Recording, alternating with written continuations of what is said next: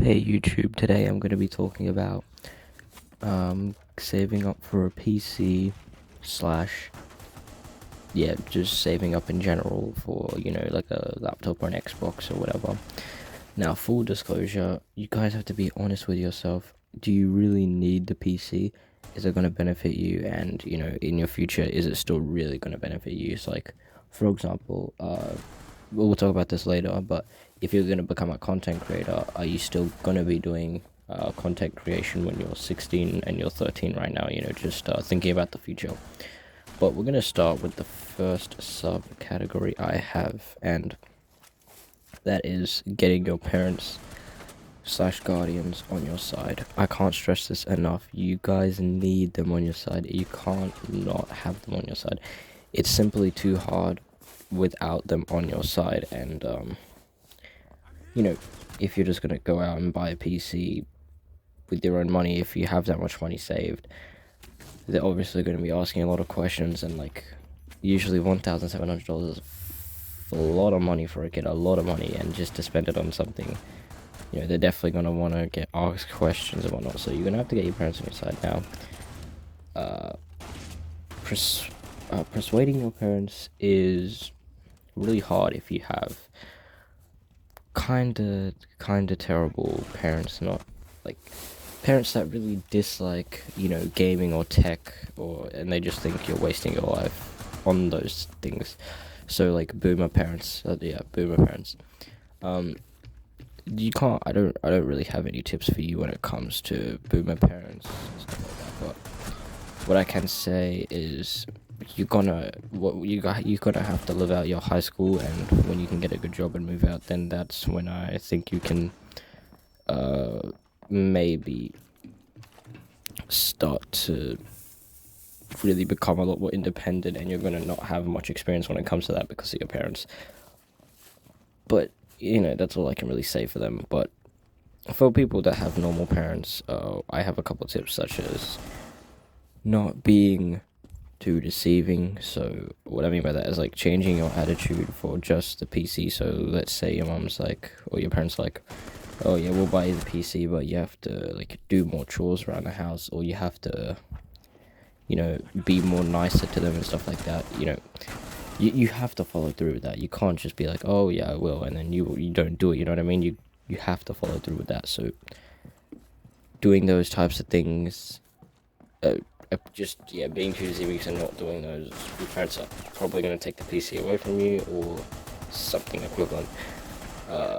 Not manipulating them and just taking advantage of them, because not really what parents are there for, and you should really, if you're doing that, something wrong with you. Taking their reasons and arguments into account to get their side of their story, because at the end of the day, PCs are overall good for kids. It's teenagers. It's not like they're necessarily bad. Obviously, your parents got to set restrictions and stuff, so it doesn't go. The addiction doesn't go too far and stuff.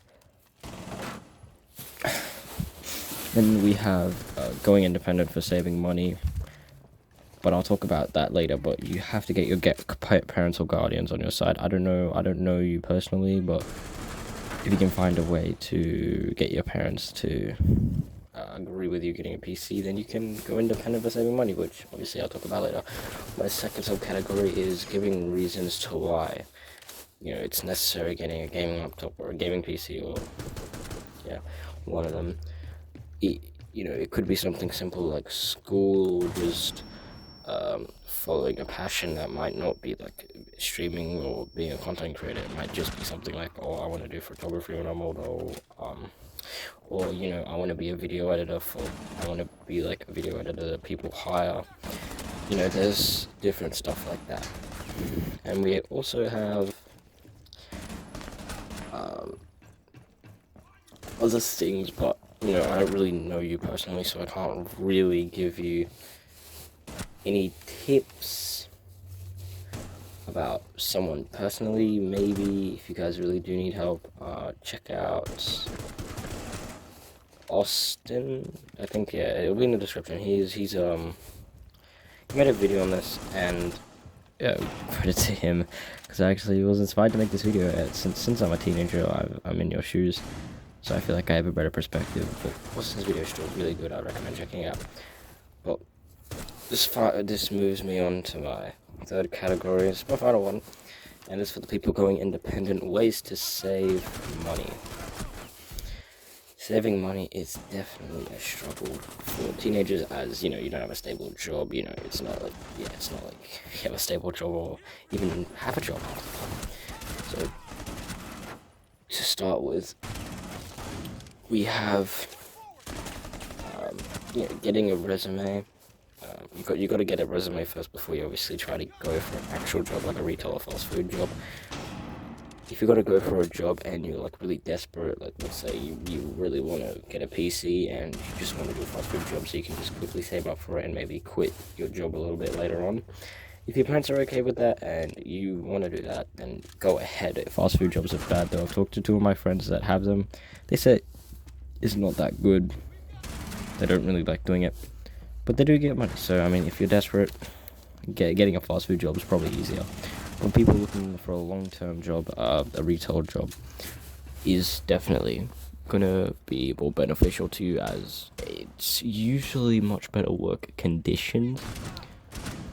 Obviously there's gonna be a lot more social interaction. So if you're willing to trade, if you're willing, it's a trade-off really. If you want a longer-term job, you're gonna have to have a lot more social interaction. So I don't know, it's a trade-off that it's probably worth it for most people, but some people maybe not so much. And then we do obviously have the small things like chores. And first of all, if you're younger than the age of 14, just these three last ones are gonna be helping you out a lot. Chores. Chores is pretty easy. I mean, granted, you don't get a lot of money, you still get a fair amount of money, so it's actually not that bad. And even if you have like a fast food job or something, you can come home, do some chores, get a little bit of extra money, which can help you out in the end. And the two next ones I think are really useful to the younger people. That is, asking neighbors or relatives for work. Just asking. Let's say you're at your cousin's party and he's like, and you guys had a massive party and like everything's just messy and it's just it's just way too messy. It's really bad. You can just ask their parents or whoever owns the house, be like, can I clean most of this up? If you give me like $10 or something, you can say that. You might say yes, they might say no. I don't know you personally, as I said, so I don't really know how that goes.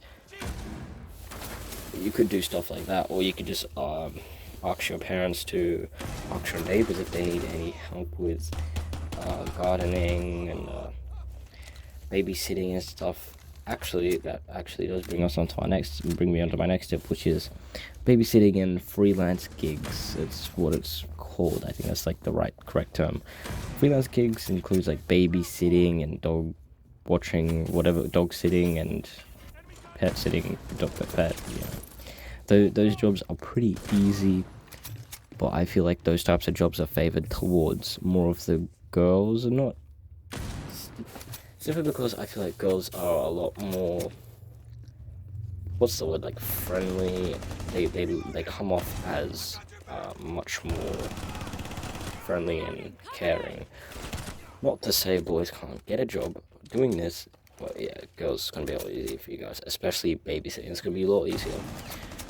And we do have my last one, which is community work now, like YMCA centers and those types of centers, like community centers in where you live, your suburb, are very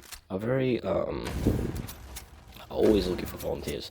Trust me, all the time community work is a good way to go, because all the time they're looking for volunteers.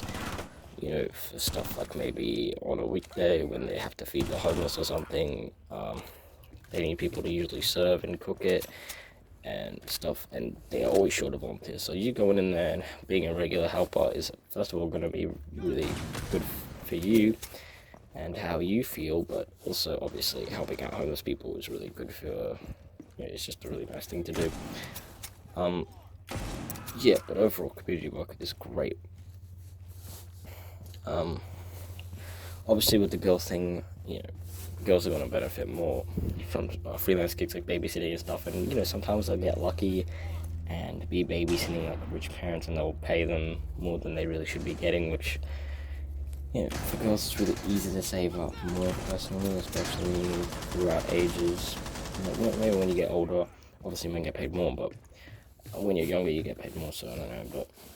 But that's really it for this video. If you guys did find this helpful or useful, or at least it made you think differently about how you're going to get a PC and how you're going to save up for one, drop a like and subscribe if you want to see my next video, which is actually just going to be a clip video.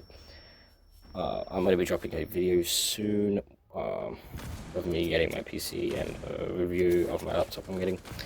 But anyway, yeah, I guys hopefully enjoyed, so see you guys.